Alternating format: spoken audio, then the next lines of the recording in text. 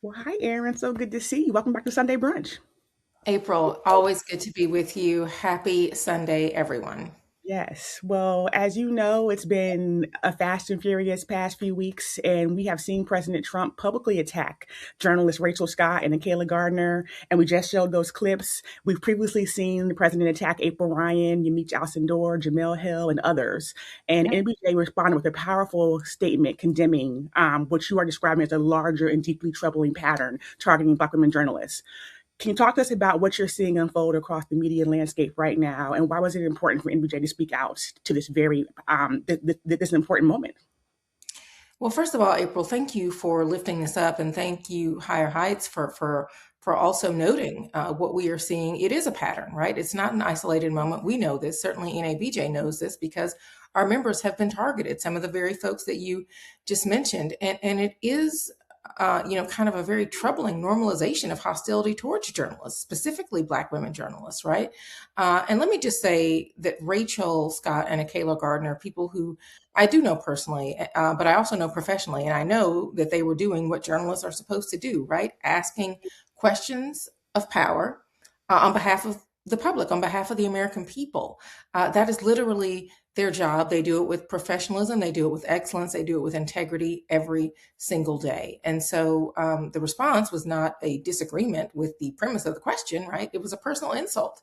It was public humiliation, and it was an attempt to discredit them. And so we have to reject that. We have to call that out every single time that it happens. And we have to say that it is unacceptable because we do not want this to be normalized, because that absolutely affects the public's right to know when journalists are not allowed to do their jobs without being subject to ridicule. No, absolutely. And they both handled themselves so well. And we know that Black women journalists are often forced to navigate racism, sexism, hostility, and public intimidation, and still have to do their jobs. Just to follow up on this, how is this impacting Black women journalists, political journalists, younger journalists? What type of conversations are happening inside MJ right now about how we protect and support Black journalists right now? Yeah, I mean, look, let me also just say that we're not asking for special treatment for Black women journalists, right? We are demanding professional respect for journalists who are doing work that is, by the way, protected by the First Amendment. And so let's just start there. Uh, but our members are concerned. They see this.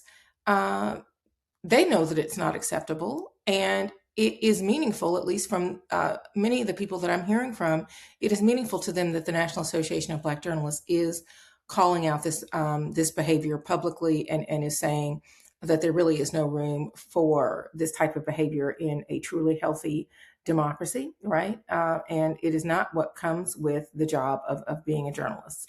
To younger Black journalists, we know that these attacks can be scary. They're seeing these women who are excellent at their jobs, who are prepared, who are composed, and they're still being insulted in front of the country. That sends a message, right? That even if you do everything right, your race and your gender can still be weaponized against you. That is the wrong message. So I want the counter message from all of us to be even louder, right? To say that yes, you belong in those rooms, that your questions are legitimate, that your presence is very necessary, and that your professionalism is not diminished just because somebody in power chooses to disrespect you. So inside NABJ, we're talking about what protection and support have to look like really in this moment, because this is ongoing, despite the fact that we certainly would like for it to end immediately.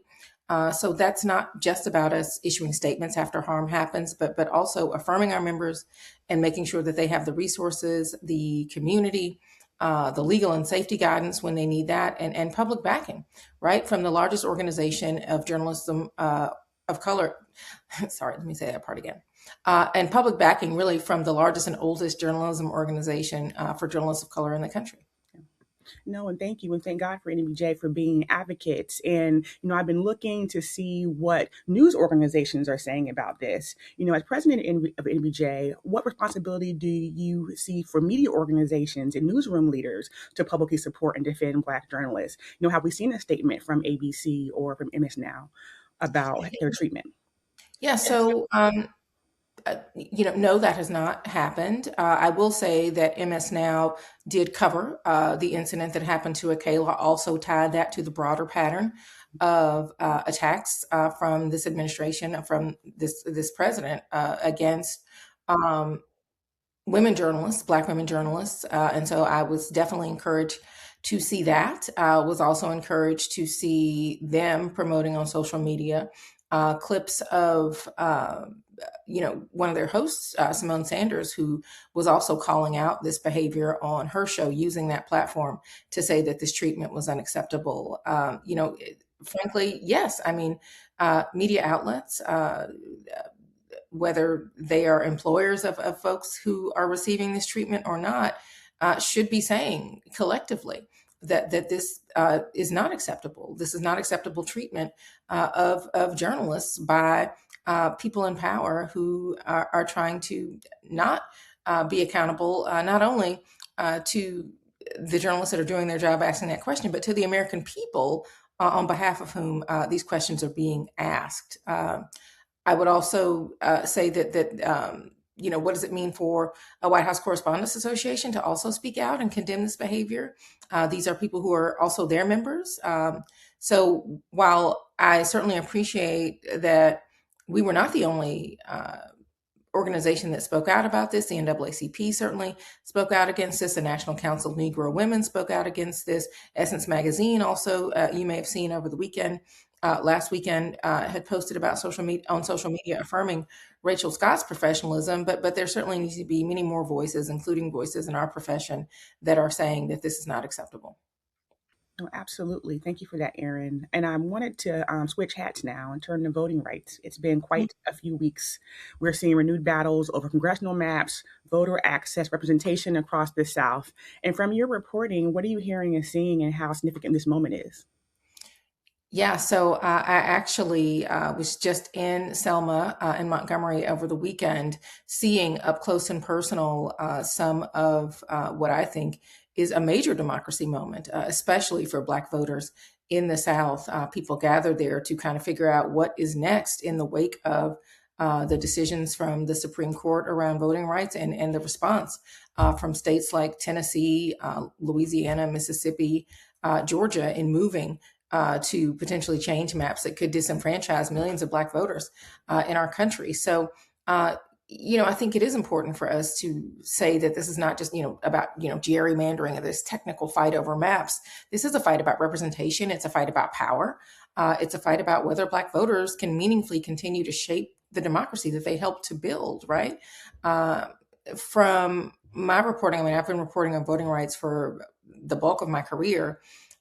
Hearing from Black people in this moment, voting is not abstract. It's especially not abstract for Black people. I think for many Black voters, the fall of the Voting Rights Act, and that is essentially what happened with the Supreme Court decision, that is as existential and consequential for Black people in this country as the fall of Roe, the loss of federal protections for abortion was to women when the Dobbs decision came down a few years ago. So, Black people understand that maps determine whose voices get to be heard, right? Whose needs get to be prioritized, whether communities are going to get representatives that are accountable to them.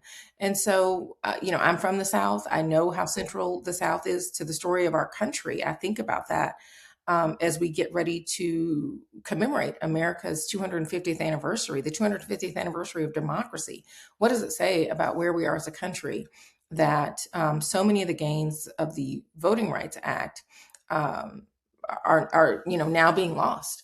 I think that is absolutely the story of this moment for our democracy and for our politics, and what it says about who and where we are as a country is something that everyone should be paying attention to and should be alarmed by.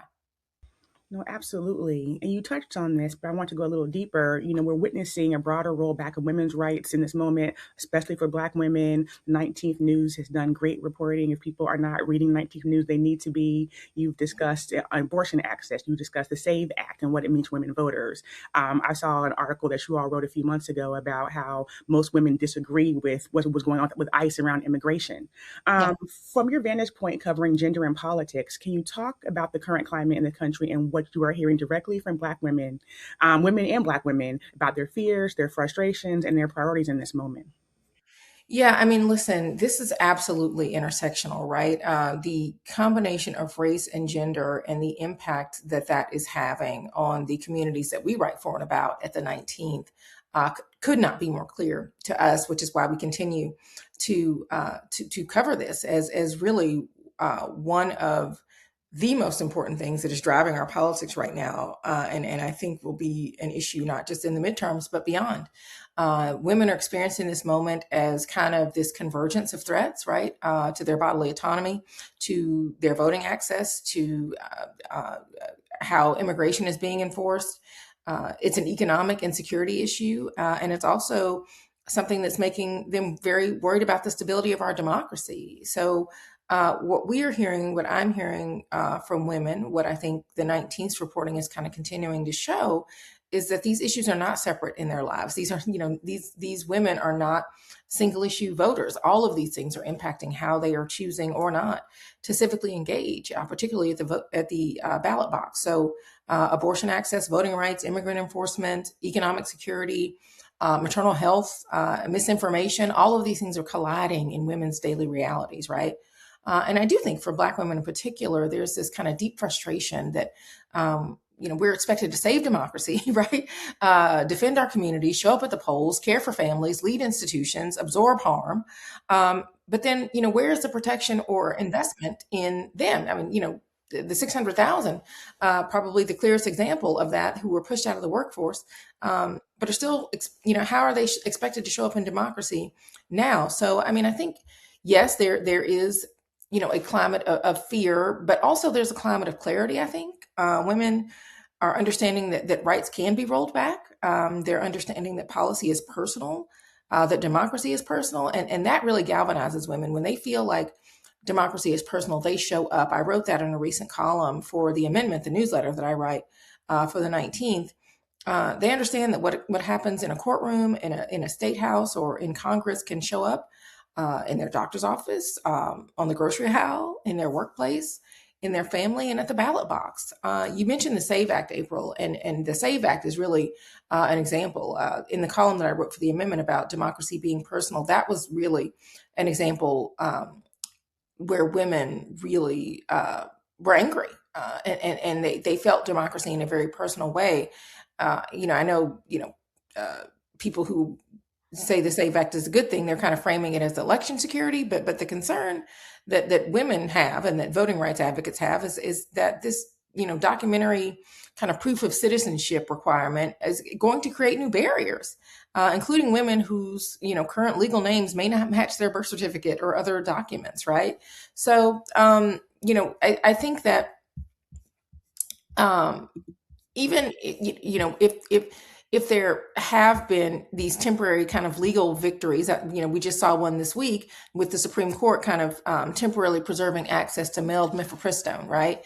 While that litigation continues. So women, at least for now, still have access to a medication that has really been central to, abortion care in the wake of the Dobbs decision. But really, I think for women, what they're seeing is kind of this through line of control over, whose questions are legitimate, or whose votes count, or whose bodies get protected, and whose stories are believed.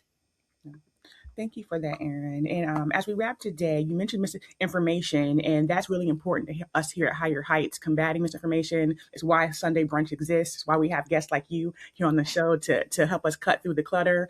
And in this moment, with newsrooms are shrinking, independent media is under attack, and more people are turning to alternative sources for information. At the same time, misinformation is spreading faster than ever. What are you reading and watching to cut through the clutter? What can you leave us with to stay grounded in credible information? Yeah, I mean, I think that is so important. And thank you for lifting up the 19th, and thank you, Higher Heights, for being a place that is I know working mightily to combat mis and disinformation, and being really trusted messengers for all of the people that are in this community, including many of you who may be watching this right now. So, I mean, I try to stay grounded by reading widely but carefully. I start always with reporting, from outlets that really have, that I believe have editors and standards and reporters that are accountable to the facts. And I know it feels kind of quaint to say that, but I think it's important to say that right now. I read the 19th, of course, and I would encourage all of you to do that because we are covering gender, politics, and policy through the lens of the people that are most affected, right? I also pay attention to my former employer, the Associated Press. Local journalism matters, so the journalism in your communities that you trust. Nonprofit newsrooms, the Black press, I would say, is absolutely important. Public media, also very important. And reporters who cover subjects that you care about deeply, I would say follow those folks. Um, and I really do think I would plug again local journalism. It's so essential. And the Black press in your local communities, also very essential. I think a lot of times, I mean, and I say this even as somebody who works in a national newsroom, you know, national narratives can sometimes miss what people are actually experiencing on the ground, especially with the media consolidation that we're seeing. But local reporters are often seeing the effects of policy long before the rest of us catch up, right? And so I think the other thing, I know so many of us, I'm guilty of it, you know, being on this device, we're scrolling, we're seeing things in our social media feed. I'm trying to be a lot more disciplined about not mistaking virality for verification, right? Like just because something is everywhere, that does not mean that it's true. So let me just say that. So, you know, when you see things like that kind of coming up, look for, you know, kind of, you know, where else is this showing up? Look for multiple credible reporting that is confirming kind of the same thing that you are seeing. I think that the last thing I would say is, you know, misinformation really can thrive when people are feeling overwhelmed or they're feeling unheard or they're feeling distrustful. And so the answer is not just more information in those moments, it's more trusted information. And that comes from people like you. Like, yes, people might see me on television or they might even read what I'm saying in my newsletter for the 19th, but things that you all are sharing with the people in your lives, they trust you. And so if you are sharing things that are factual, that are accurate, that are credible, that goes such a long way. Um, any kind of trusted information that is delivered by people that communities recognize as accountable to them, I think that matters. And so I think the last thing I would say is kind of just thinking about, for me, I'm thinking about um, journalism that tells me about who has power, that can tell me what the facts are, that can make meaning of the moment that I'm in, and and is bringing more people into the story that have been previously unseen and unheard in our democracy. So helpful. Thank you so much, Errin Hayes, for stopping by Sunday Brunch. We appreciate you. We will drop your newsletter link in the chat. Please sign up for her newsletter, The Amendment, at the 19th. Thank you, Errin. So good to be with all of you. Thank you so much.